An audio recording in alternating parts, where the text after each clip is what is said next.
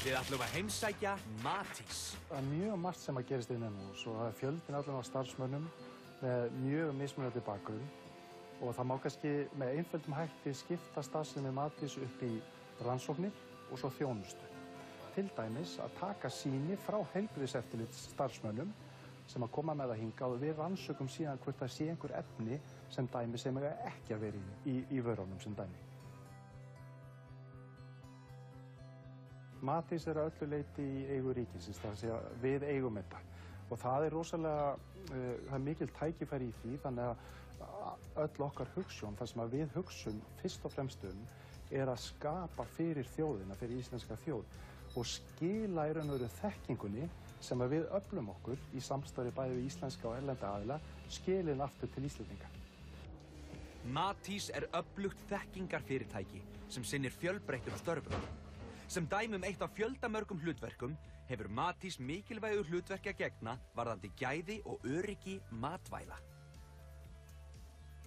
Við erum alltaf með leiðarljósið að búa til verðmæti, búa til raunveruleg verðmæti úr því sem við erum að gera.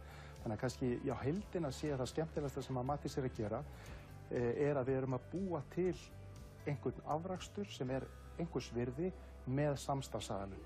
Og svo kannski það sem er að gerast akkurat núna hjá Matís er hvernig við erum að búa til jafnvel mismunandi vörur, eins og til dæmis húðvörur, úr það sem við höfum talið hingað til að sé matur, eins og til dæmis þari og þang. Það er rosalega skemmtilegt finnst mér. Nei, bíddu nú hægur, að búa eitthvað til úr þangi? Hvernig óskopunum virka það? Þetta er þörungur sem heitir bóluþang. Bóluþang? Og hvar fáið þið svona bóluþang? Við förum bara niður í fjöru og finnum þetta þar. Og er þetta nánast hvað sem er, eða? Já, svona víða. Ekki allstað kannski, en samt þið finnið allstaðar þörunga og þang niður í fjörunni. Margar tegundir. Og hvað gerið þið við þetta bóluþang? Við vinnum úr þessu efni sem að við höfum svo verið að setja út í snyrtivörur. Og hvernig snyrtivörur? Í krem til að setja á andlitið. Og hefur þörungurinn svona góð áhrif? Já, hann hefur mjög góð áhrif. En hvað er þetta hér? Þetta er duft sem er búið að vinna það er búið að vinna þessi andóksunar efni úr bóluþanginu. Já, þannig að þetta er raunin svona, þetta er bóluþangið? Þetta er bóluþang, eða efni úr bóluþanginu. Og þetta er sett í kremið? Þetta er sett í kremið. Sem við setjum svo framan í okkur? Já. Við erum stödd í straumfræðihúsinu sem er partur af Matís. Hvað er þetta? Þetta er lirfa svörtu hermannaflugunar sem við erum hérna að rækta hjá Matís.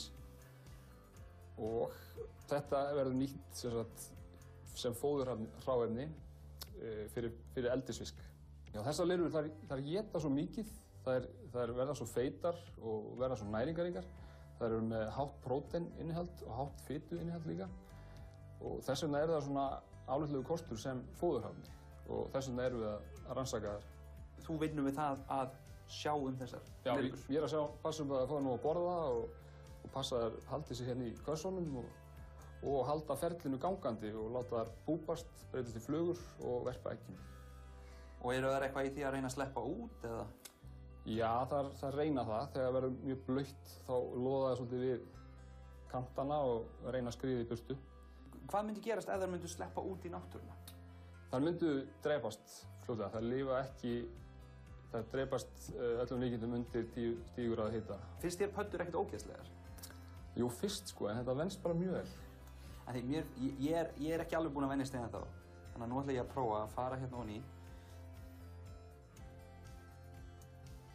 Þær eru svolítið heitar og þær titra svona það er eins og ég haldi á síma og einhver sé að reyna að ná í mig. Sjáu þú hérna skríða þær hver yfir aðra þvera og hrynja hérna aftur. Hvað geta þessar lirfur gert fyrir okkur? Hugmyndin með þessu öllu saman er að taka lífrænan úrgang sem annars væri bara hentað urðaður, nýta hann sem æti handa lirfunum og á móti fáum við þá lífmassa sem við getum nýtt í fóður fyrir eldisfisk. Sem sagt, próteinrík fæða fyrir fiska. En ætli ég megi smakka?